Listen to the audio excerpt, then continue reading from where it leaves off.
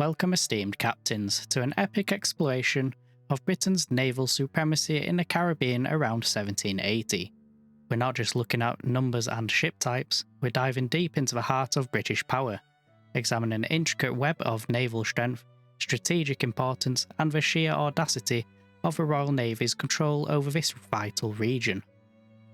This wasn't merely a presence, it was a demonstration of global dominance, a testament to the might of an empire. We will be focusing on the historical side of this and not any gameplay implications. Part 1. Strategic Importance of the Caribbean. The Caribbean in 1780 was a pulsating heart of Britain's mercantile empire, a region of unparalleled economic and strategic importance. It was about the control of vital trade routes connecting Europe to the vast wealth of the Americas. Territories like Jamaica, Barbados, and the Leeward Islands were economic engines, producing sugar, rum, tobacco, coffee, and other commodities that fueled the British economy. The protection of these routes was paramount not just against rival nations like France and Spain, but also pirates. The Navigation Acts, specifically the Act of 1660 and amendments, were the cornerstone of British mercantilism, restricting colonial trade to British ships and ports, ensuring the wealth flowed back to Britain. This system, whilst profitable, sowed resentment among colonists, particularly leading to the American Revolution. The Caribbean was more than just a source of raw materials, it was a strategically vital region for Britain's global trade network. The ports of Kingston, Jamaica, and Bridgetown, Barbados were hubs for commercial activity where goods from Americas were loaded onto ships bound for Europe, and manufactured goods from Europe were unloaded for distribution throughout the colonies. The wealth generated from the sugar plantations in particular was immense, and it fueled the growth of British cities like Bristol and Liverpool. The British government's control over the Caribbean was not just about economic gain, it was also about maintaining naval dominance in the region. The islands provided strategic bases for the Royal Navy, allowing them to project power throughout the Caribbean and protect British trade routes. The complex social and economic structures of the colonies, with a reliance on enslaved labour and the dominance of the planter class, shaped the political landscape of the region. The influence of the triangular trade, which involved the exchange of goods between Europe, Africa and the Americas, was profound, and it had a lasting impact on the demographics and economies of the Caribbean islands. The British government's policies, such as the imposition of tariffs and duties, were designed to maximise profits for the mother country, but they also created tensions with the colonists, who sought greater autonomy and control over their own affairs.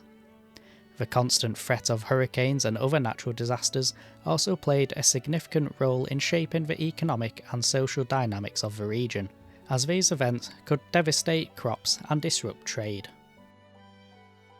Part 2. British Naval Presence.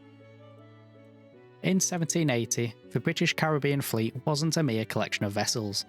It was a carefully orchestrated force, a complex machine designed to protect power and maintain control over this vital region. Research indicates that the British Caribbean Fleet at its peak could number around 70 or more vessels. Though this fluctuated due to wartime demands and logistical constraints, these were primarily composed of these types. First, we have the ships of the line, 74-gun third rates. The backbone of the fleet, these were heavy hitters.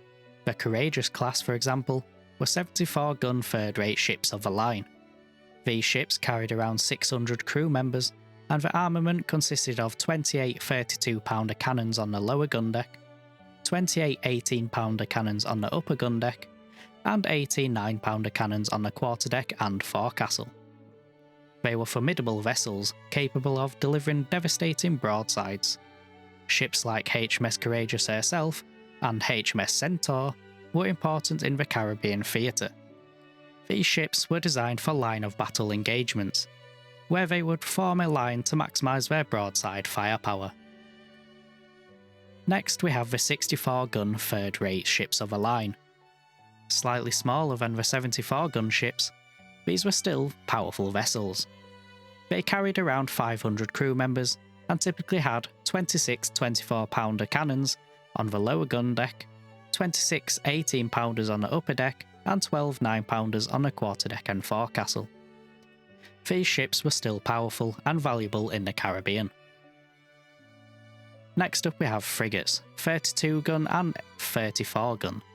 These were the workhorses of the Caribbean fleet, fast and agile vessels used for scouting, patrolling, and protecting trade convoys.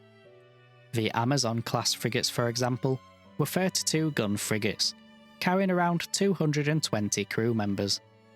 They were armed with 26 12-pounder cannons on the main deck and 6 6-pounder cannons on the quarterdeck and forecastle. The 38-gun frigates were larger, with a crew of around 280, and carried heavier armament. Ships such as HMS Active were extremely important in the region. These ships were invaluable for chasing down pirates and intercepting enemy vessels. Next we have sloops of war, normally around 14 to 18 guns. These were smaller, faster vessels used for coastal patrols, dispatch duties, and anti-piracy operations. They carried around 100 to 120 crew members and were armed with a variety of smaller cannons. They were nimble and versatile, ideal for navigating the shallow waters and complex coastlines of the Caribbean. Brigantines and cutters. These were even smaller vessels, often used for communication, reconnaissance, and coastal defence. They were lightly armed and carried small crews, but they were essential for maintaining communication and control in the region's many islands and inlets. Cutters, in particular, were very fast and used for chasing down smugglers and pirates. Bomb vessels. These specialised vessels were equipped with mortars and were used for bombarding coastal fortifications and enemy ships in harbours. They were relatively slow and unwieldy, but their firepower was devastating against fixed targets. Hospital ships were converted merchant ships or smaller warships, used to care for sick and wounded sailors. They were vital for maintaining the health and morale of the fleet, given the harsh conditions and tropical diseases prevalent in the Caribbean. They were often unarmed. It's important to remember that the composition of this fleet was dynamic, influenced by the ongoing American Revolutionary War and the constant need to adapt to changing threats. The demands of the war often pulled resources away from the Caribbean, requiring British admirals to make strategic decisions about how to best utilise their available forces. The constant threat of hurricanes and other tropical storms also played a large role in the amount of ships available, as repairs were constantly needed. Part 3. Bases and Logistics. To sustain this formidable fleet, Britain relied on strategically located naval bases, with Port Royal in Jamaica serving as the crown jewel.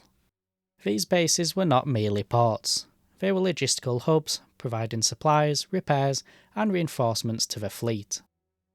The layout of Port Royal, for instance, was designed to maximise efficiency, with dedicated areas for shipbuilding, repairs, provisioning, and the storage of naval stores.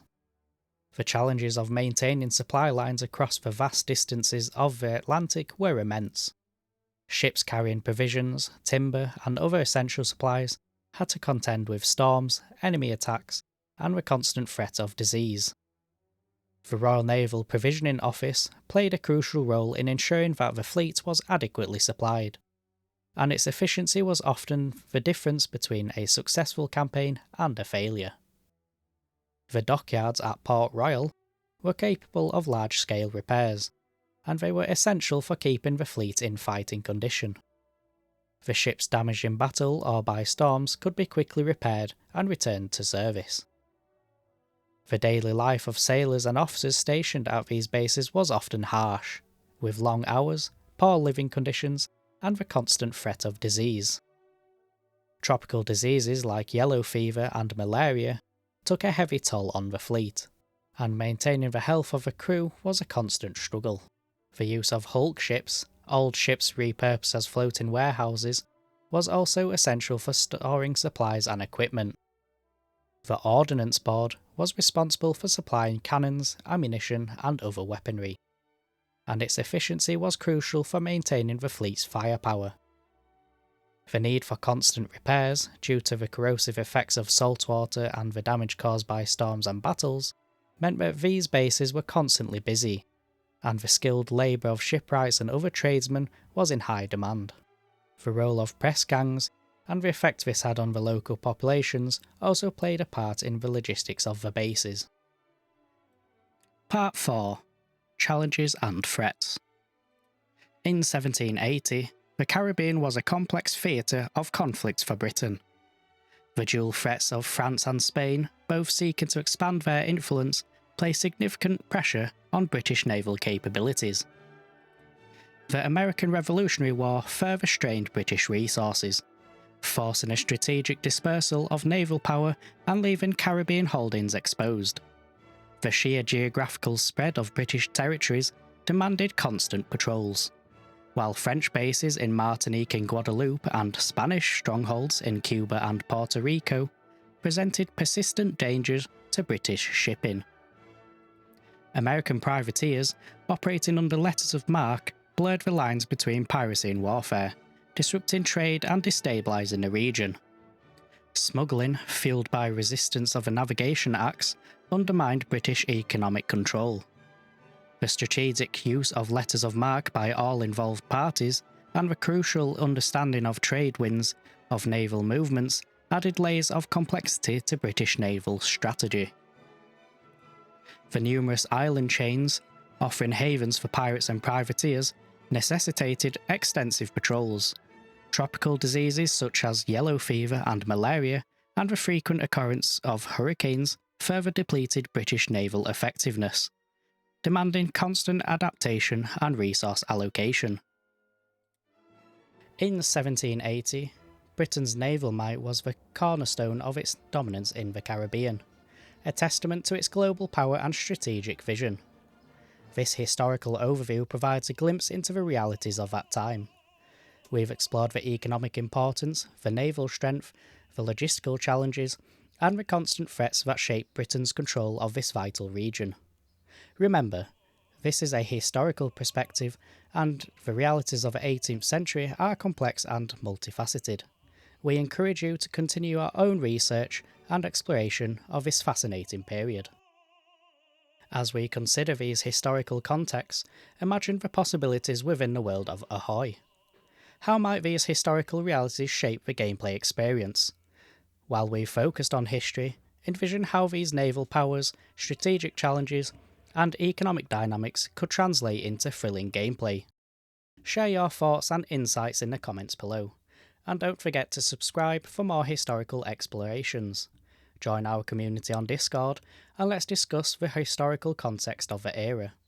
We will continue to explore the various nations of the Caribbean coming to Ahoy in future videos. Until then, fair seas.